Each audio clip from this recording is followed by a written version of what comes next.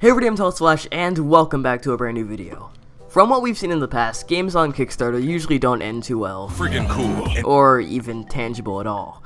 But Yooka-Laylee released a few days ago, and I've had some time to play through the game and make some thoughts on it. So I have a couple of things to say, both good and bad. Holy shit, that's a lot of dislikes to say.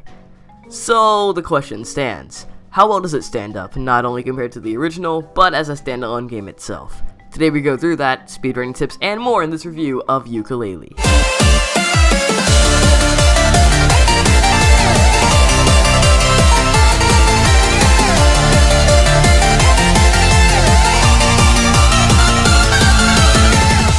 Before I start, I should say that I'm only going to be talking about the first world of the game because a lot of people have different opinions on what a spoiler is, so I figured that this is an easy way to please 90% of that population.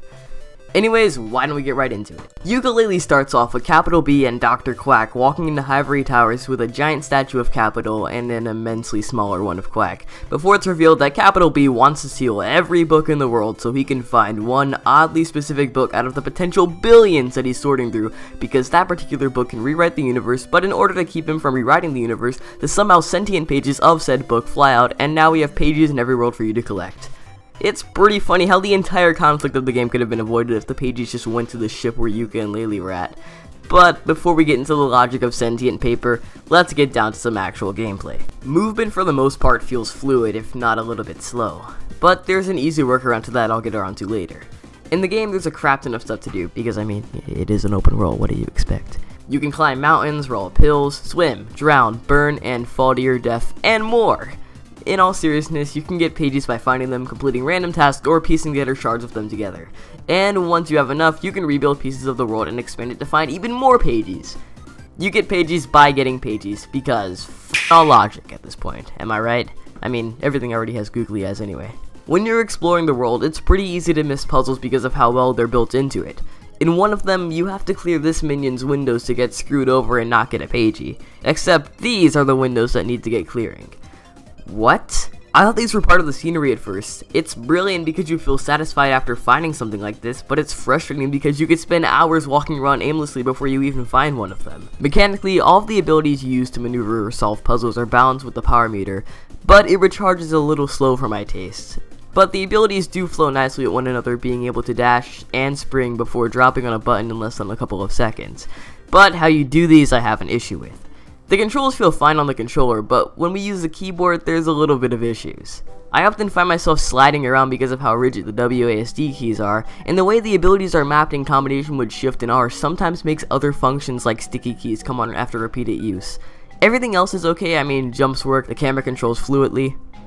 But did I mention that they forgot to map the B button?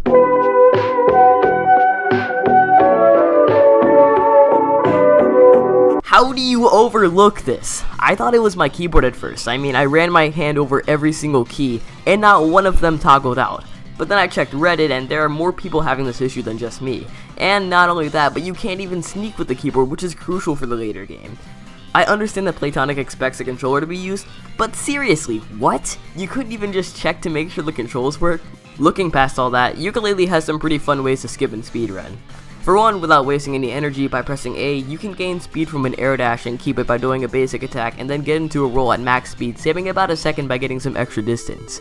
In addition to dropping and dashing at the same time, you can also clear falls without taking any damage, and even skip some dialogue triggers by pausing and unpausing if you get it right. I only got it to work once though, but it is there.